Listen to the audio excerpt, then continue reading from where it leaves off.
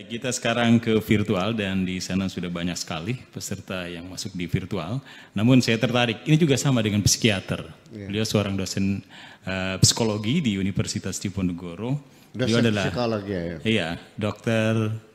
Hans, Profesor Dr. Hans. Assalamualaikum. Ini kapan-kapan kita harus baca puisi juga ini, yang ini jangan cuma nganalisa terus gitu. Silakan Prof. Hans untuk beberapa hal yang mau disampaikan malam hari ini. Ya, Assalamualaikum warahmatullahi wabarakatuh, Kang Afkar dan Buya Syakur yang saya hormati dan sayangi. Dan secara khusus malam hari ini untuk Bu Ida, senang sekali bisa bertemu secara virtual. Dan saya sangat senang mendengar bagaimana puisi tasawuf kemudian dibungkus dengan suasana psikiatris. Iya. Baik, malam hari ini sangat padat dan kaya menurut saya, Kang Afkar. Karena di pengajian tadi saya menyimak betul bagaimana Buya sempat menyinggung tentang hukuman yang tidak harus menunggu akhirat, tapi di dunia ini pun sudah ada.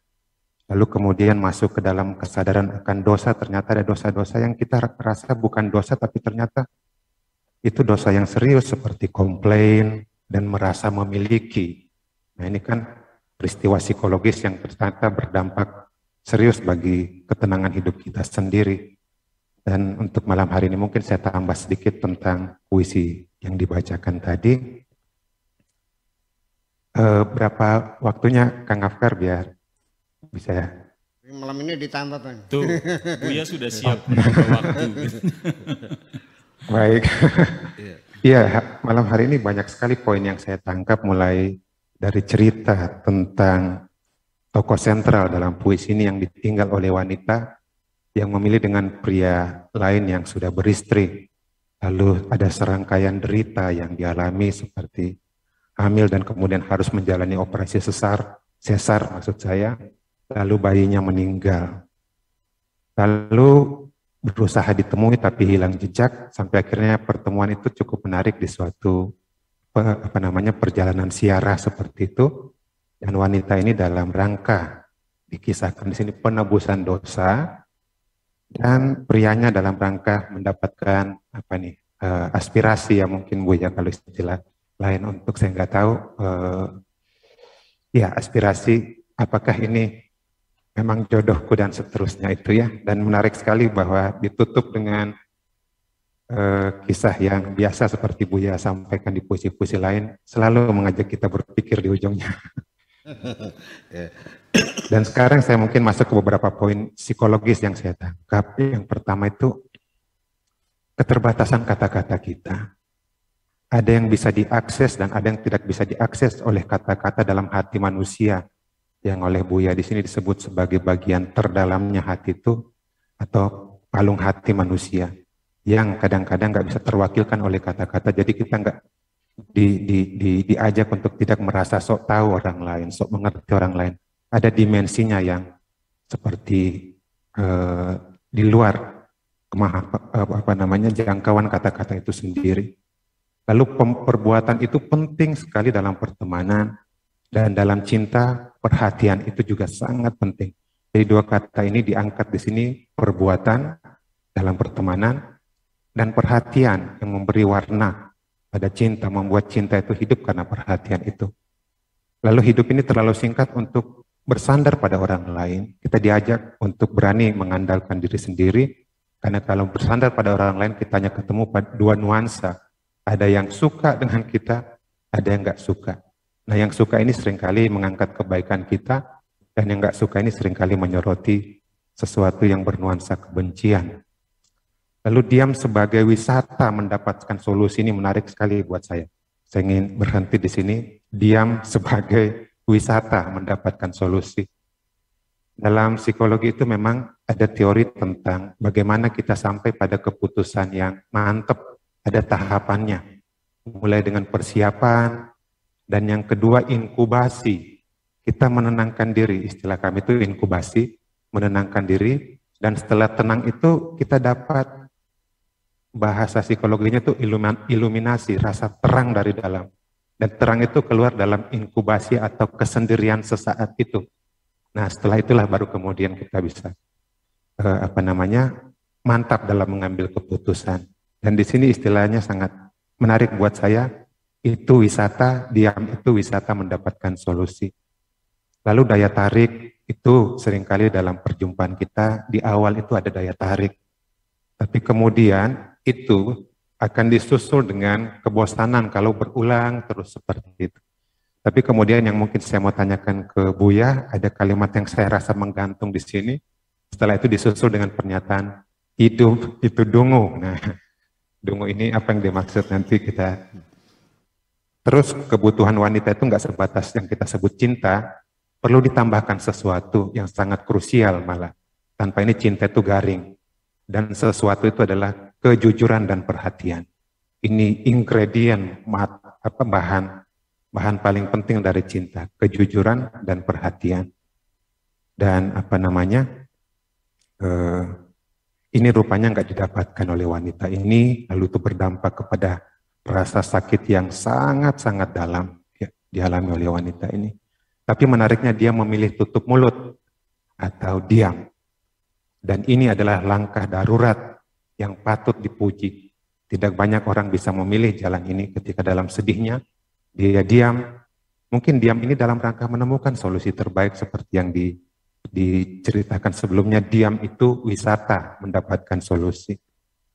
Lalu ada gambaran tentang wanita kuat di sini, bagaimana wanita kuat itu melihat ke depan, dan sambil melihat ke depan dia bersandar pada anugerah Tuhan.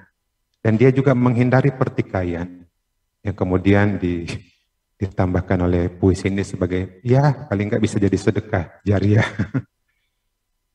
Terus ada dua jenis senyuman juga di sini diangkat, senyuman gembira, ini senyuman normal, rata-rata manusia itu bisa seperti itu. Senyuman gembira. Lalu yang senyuman kedua ini senyuman yang kita pancarkan di saat kita mendapatkan sakit yang justru parah-parahnya. Boleh kita sebut mungkin senyuman abnormal, tapi abnormal di sini bukan jelek, abnormal yang hebat, karena nggak rata-rata orang bisa mengalami itu. Lalu jangan mengecewakan orang yang bersungguh-sungguh hati mau membahagiakan kita. Nah, ini terjadi oleh wanita ini saat ditinggalkan. Tapi menariknya hatinya dijaga dari dendam dan kebencian. Lalu dalam keadaan sedih juga kita diminta untuk bersabar dan tidak merasa ditinggalkan. Kita dalam pengawasan non-stop dari Tuhan dalam keadaan sedih seperti itu ya. Terus ini juga menarik, ada inteligensi khusus yang saya tangkap di sini. Bahwa orang inteligensi khusus ini dia tahu dibohongi tapi pura-pura percaya bahwa ini kelebihan khusus yang diangkat dalam puisi ini. Dan yang terakhir, berbuat baik tanpa henti dan tanpa berharap dihargai. Ya karena ada perasaan diberkati oleh Tuhan. Dan yang terakhir, ketika kita menderita, mungkin kita perlu menanamkan di dalam diri kita bahwa Tuhan punya rencana, cerita belum berakhir di situ. Pasti ada cerita selanjutnya yang sedang menunggu. Itu banyak sekali, Kang Afkar, poin yang saya lihat malam hari ini. Tapi itu saja kira-kira. Makasih, Kang Afkar. Baik, ya. Buya.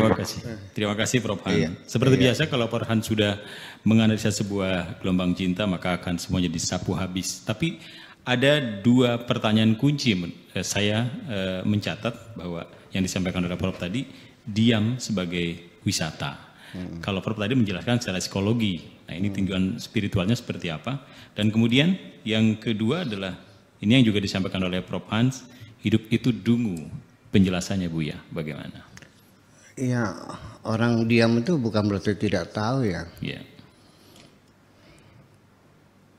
Saya dapat hadiah dan diberi hadiah karena saya diam. Orang selama ini kan belajar bicara ya. Yeah. Ada nggak yang belajar diam? Saya menanya, mudah bicara apa mudah diam?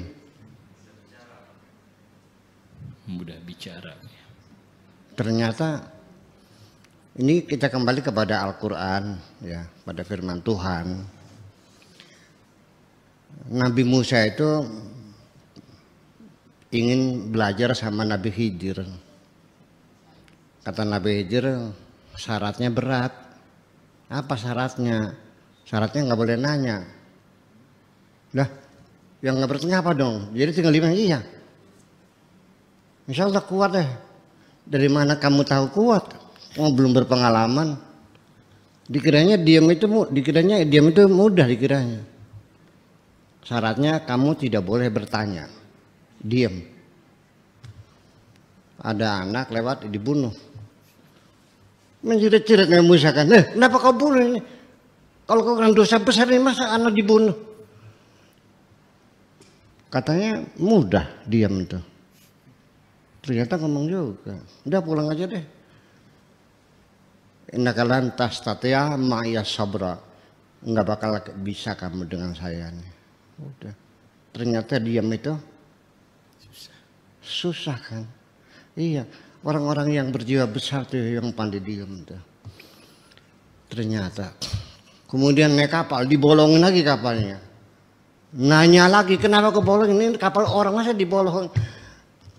Udah pulang aja sana. Dan terakhir itu memperbaiki tembok yang hampir rubuh, diperbaiki lagi. Nanya juga.